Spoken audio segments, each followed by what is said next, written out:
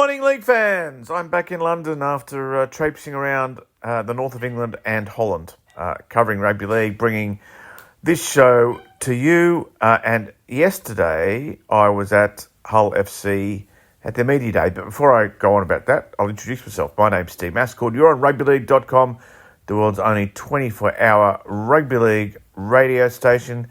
And yesterday, the Hull FC CEO Richie Myler, he basically did a media briefing. So there were no cameras running on it, but he covered a lot of ground. And Richie Myler's, for those in Australia perhaps who aren't familiar, his appointment was somewhat controversial because his partner, girlfriend, her father is the co-owner of Hull FC, and he was basically parachuted in from being a player to running firstly as a director of rugby or footy manager, as we might say in Australia, and then he was upgraded to CEO.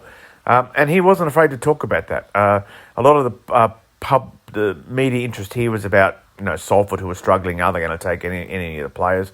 But he said some great stuff about putting the cat amongst the pigeons when it comes to announcing you've signed players months in advance, and that has upset Derek Beaumont at Lee that Hull have done that. He talked about that. He talked about the NRL just basically when the two new teams come in, taking all the players from the UK. So I'm going to actually dedicate the entire hour to Richie Myler now. Anyway, but first, the big news, which we have to cover, is Mike Acevo. He's out for the rest of the year, the Leeds import, with an ACL. We were at the match the other day, and he was seriously injured, and that was my fear when he came off after trying to jam in on Bevan French, and Bevan French got the kick in, led to a try, and then to make it even worse, Micah suffered this horrible injury. So we wish him the best of luck. Okay, today's birthdays. And don't forget to follow us. We are on rugbyleague.com with dots spelled out on Instagram, rugbyleague.com on Twitter, and /rugbyleague.com on Facebook. Former Hull, I was at Hull yesterday, so it's on message. Gary Devordy, when I was in Australia following the English game from afar, he was a favourite of mine. Gary Devordy, the second rower. He's 59 today. Happy birthday, Gary. Who else we got? Jordan Carhu, former Brisbane North Queensland player, centre, winger, born in 1991. He's 34 today. And from the other side of Hull, Elliot Minchella, still playing, obviously. He's still a spring chicken, really, compared to me. He is Leeds, London, Sheffield, Bradford, Hull KR, and Dewsbury. And as I said, he's represented England. He is 29 today. Happy birthday, Elliot, with one T. So when we come back from the break, you'll hear the voice of Richie Myler, and the first thing he'll be discussing is the interest in players from the struggling Salford. Now, from what I can gather, Salford have until tomorrow to pay their wages, and if that doesn't happen, then I think the other clubs might be about to pounce tomorrow. Not tomorrow, Friday. They have until Friday, not until tomorrow. They got until Friday. I've been travelling so much I've forgotten what day of the week it is. So when and the two players that have been heavily linked to Hull are Mark Sneed and Dion Bird. So a lot of these comments you're about to hear from Richie are specifically about those players. And if you hear a Christian name, they are the surnames involved. Okay, back after the break, and for the rest of the hour with the CEO of Hull FC, Richie Myler. I think I'm like everybody in this room, I would imagine, waiting with breath to see what happens with the Salford situation. We are in the market for players. We've got scope to bring player. We've got a salary cap space there that's available for us to bring in the right player. We have made approach for players from Salford, but so far, and hopefully, we all want a strong Salford in this competition. I think we need to go around with 12 teams and I personally, as a rugby league fan, I want Salford to be there. Now, as you all probably know, there's been assurances made that is going to be the case. So let's all hope that does. But equally, we are still in the market if players come available, and the lads you've just said, the talent players that will come into our group, we feel like we've got a very good core of players at the moment. We've probably got 23, 24 players that would be in week out, and then obviously our younger players and our squad players that make up those numbers, which is most like most clubs have got. If we can bring in 2 started players and people that are going to fight for starting spots, then that's definitely the element we need to go for. And we are in the market for that. Now, whether that is somebody from Salford or whether that's something else that happens in the league, we are open to bringing in players. So going into round 1 with what you've got, I spoke to John last week. He's quite comfortable with Aiden and Cade. So is that something as CEO you share that same belief and same confidence in those players? Yeah, I think the pre-season's been strong. I think they've both trained in that position together for a long period of time through pre-season. Obviously, Jordan Abdul, I was saying about the person that's not in the room, but he wasn't. He hasn't been able to train through pre-season. So, along with Aiden and Cade, Callum Kemp and Jack Charles in that mix, there's a confidence in there in those 2 boys. Plus, with John Asiata in the mix as a leader as well, they give a good dynamic. John's very comfortable, to be honest. He likes players that can play multiple roles. Zach's played a bit of half before. Rapana could fit into a 6 shirt if he needed to. So I believe he's confident in the players he's got. But like I say, we are always actively looking. If the right fit comes into the club now, that might be a number 14 person that comes in, or it might be another middle. Do you know what I mean? It could be anywhere, but anybody that would make the start in 17, we're obviously interested in. Mark's a different one because Mark doesn't have an agent, so obviously us as a club can't speak to Mark directly. So I've had many conversations with Paul King over players. And under the saying, look, we would be interested. That's as far as it got with Mark. We said to Paul King that we would be, if there was a situation where you would allow him to leave, we would offer you X amount of money. Right. With other players who have agents, we've been able to speak to their representatives from Paul King. So far, that's as far as it got. Yeah.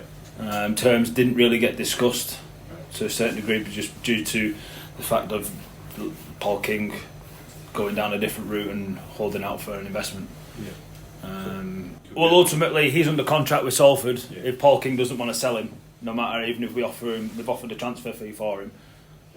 If he doesn't want to sell him, then it's irrelevant. We can't do anything about it. That's where that's at the moment. Hull FC have drawn York Acorn in round 3 of the Challenge Cup. A lot of concern has been expressed on both sides, both the professional game and the amateur game, about the Super League teams entering the competition so early and the potential risk of injury to both groups of teams. Here's what Richie Myler had to say about this rather hot topic in the game at the moment. We had the conversation today about it. It's an interesting one. I love football, I love the FA Cup, I love the dream of any team can get to Wembley and any team can play. I think the logistics of it are a little bit different at the moment, which we're finding out at the moment about how an amateur team has to, if we're playing at an amateur team's ground, the stipulations that are getting put on them to fulfil that fixture on the ground. I'm not sure if that can happen. So where that fixture gets played at this moment in time, I couldn't tell you. I think there's talk of it being at Featherstone or maybe Doncaster or someone like that. But it's but the beauty of it, look, if you was a player playing for York Acorns, you'd be loving it, wouldn't you? You'd be thinking, I get to go up against a Super League side. I think I went and watched Wigan saying, Widnes Sims Cross play Wigan in 2002. It might have been. That was my first experience of that. So no, I think, look, anybody playing in those games, I think Eamon McManus has mentioned about player welfare. it's not my opinion, is it? Really, let's be honest. It's someone else has put the game on. Do I think it'll happen next year? I don't think it will. I think we'll be coming in at round 4 or round 5. Is more of the sensible decision, but we are where we are. Jordan Abdul, he's played for England. He's regarded as one of the most talented players in the British game, but he departed Hull FC before a ball was kicked. Richie Myler tells us why. Yeah, it was a difficult one because obviously we really wanted it to work. Jordan has undeniably got lots of talent. Everyone who's seen him, I've played against him. I've been underneath several spiral bombs, which are horrible to catch. He just unfortunately couldn't get on the training field. And the decision was made as a club that to move forward and to stand for what we want to try and build here, that if people can't quite get to that standard, then we have to make a tough decision. And it was a difficult decision, and we wish him all the best, and hopefully that he does recover and he is able to perform at a level that he can get back to. But it was our decision that we couldn't. We've been a bit of a hypocrites to everybody else and all the other tough conversations we've had previously in pre-season and prior to the pre-season starting, where we had to say, look, it's not quite going to be the right fit. To stick down that mantra and stick by what we want to try and achieve here and build over a period of time, the difficult decision had to be made, and it was to release him from his contract. So we were able to come to an agreement with his management, and we wish, like I say, I wish him all the best in his wherever he ends up next. Myler also spoke about the threat posed by the NRL, particularly in regard to retaining players, and how it made producing your own young talent and creating local pathways more important than ever. Because that's the only sustainable model, especially with the NRL getting 2 new teams at some point. All our best players, let's face it, are going to leave unless the game does something on a bigger scale, because it's just inevitable. Like me and John were having the conversation. If you were going to be Perth, for example, and you were head coach of Perth, you'd go and get the 30 best Super League players and fill your squad, because 1, they'd be cheaper, 2, they're just as competitive. But do you know what I mean? Like you're not, and we're restricted the amount we can bring this way anyway. So ultimately, we're going to have to develop our own players. We're going to have a conveyor belt of kids that are really talented. We're fortunate that currently we have the best amateur teams feeding into Hull FC at the moment. That needs to continue. So our top product needs to fix, and our department, in our academy department, needs to keep getting stronger year on year. When it was our turn to ask questions, we were very curious about Richie Myler's appointment, coming as it did after his future father-in-law took over the running of the club. That's Andrew Thurkill, and the other owner is David Hood. So I asked, firstly, what the background was to the step up from director of rugby to chief executive. To be honest, I think I spoke to Brian Noble about it actually, because I like Nobby, he's a good fella. And Nobby just said, look, you're running, when you're doing the rugby department, it's 2/3 of our cost of our business. The biggest fluctuation in costs are in the rugby department. As simple as like there's, I think we've got £4 million worth of costs going through the rugby department. So I was fully in control of that anyway. So to manage the other side of the business, I'm very lucky and fortunate that we've got heads of departments and people in senior roles that are really good at the job and understand how to manage that department. Whereas, and in the previously they've probably been managed above them. Whereas I feel like my job is to just empower them to do and own their patch, and I feel like we're seeing that, especially with a lot of the departments that are working, like the retails. Jade Hilton's working in the retail, and she's really coming up with a lot of ideas that she wants to get off the ground running, which probably hasn't done in the past. Like I said, we've got a really experienced team, so as much as I'm spending a bit more time in the office over the other way instead of on the training field watching them. It's very similar in the sense of we're all one big team. And that kind of goes back into what we didn't have when I first walked in. It was very disjointed in the sense of it was that group of people and this group of people. This group of people here at training were also disjointed everywhere. It's just about it being a collective effort and bringing everyone And to be honest, that's how I played rugby. when you did first walk in, I don't recall anyone saying they thought you'd do a bad job, but they all went, well, how's he qualified? So did you feel like you were sort of thrown in the deep end a bit? I quite like that though. I quite like being underestimated, and I quite like being challenged. I like a challenge, and I think my rugby career, I was a good rugby player. Like I managed to play over 400 odd games, but what I was clever at in my rugby was getting everybody else to perform, doing their jobs. And I feel like this role is just to make sure that we're all on the same page and we're all delivering on our areas, and I feel like we are at the minute. But yeah, no, it's different. Like, and I obviously I'm not shy enough to wear it. I did hear all those comments. I found them quite funny, and I enjoyed them. We've underperformed as a club for the last 5-6 years. That's in the reality. So I'm coming in off the back of it not going so well anyway. So someone, I think Gooch asked me about what we're doing a dinner on the 4th with everybody. He asked me what's my song going to be. He wants us to pick a song, and as an ironic song. I think The Only Way Is Up is what I said I was going to go for.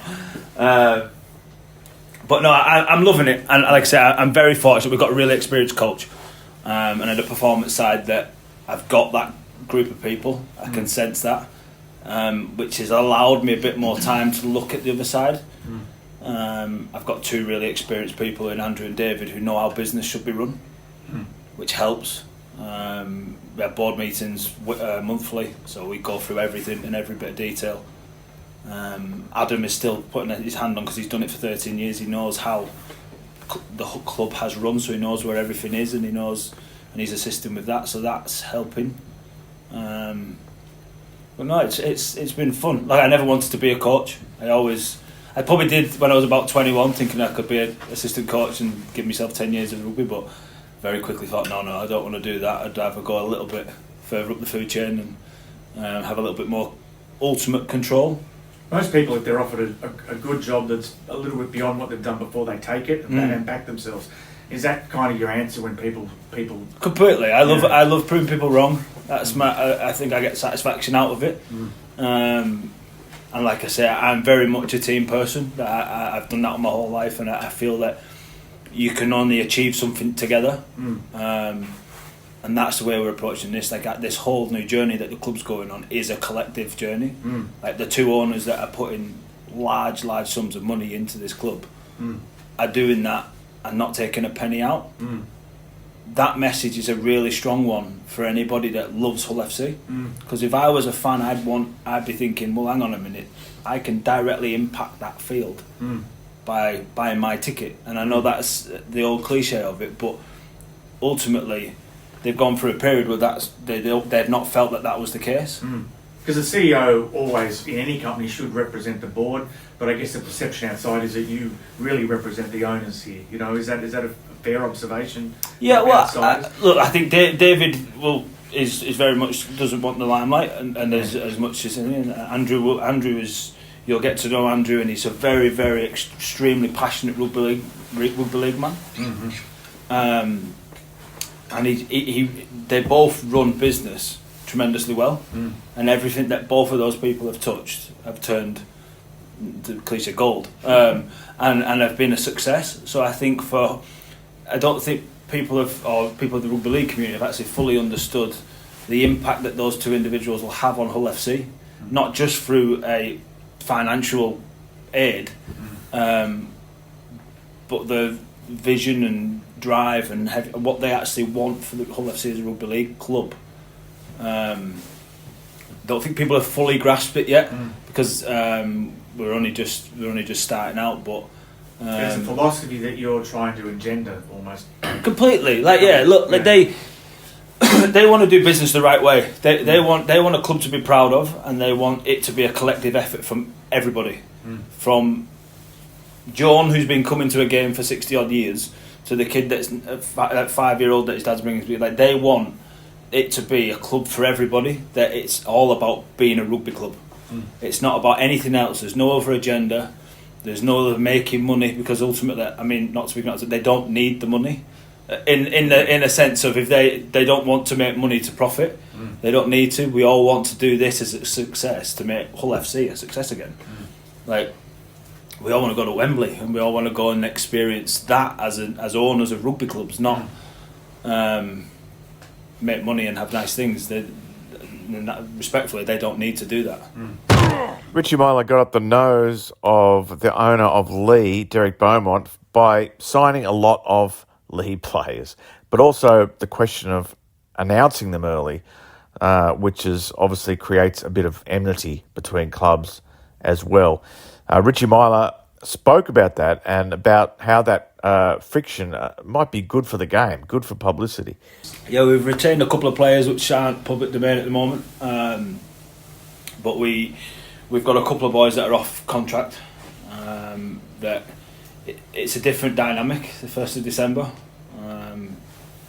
you're making a decision on a player before they've even played that coming season. But there's a couple of our players that are still in that area of uncertainty, and a question mark on a couple of them, and they need to have a big season, and they know that. And but again, it's the same for other clubs. Like we're going through rosters and looking at them, thinking, right, well, this player's available. How about we have a conversation with them? So no, it's throwing a different dynamic into it, and especially the whole thing of when can we announce them? That'll be the next one. When are we allowed to announce that we've signed a player without annoying anybody? So no, I think it's a good concept. I think it throws in another dynamic of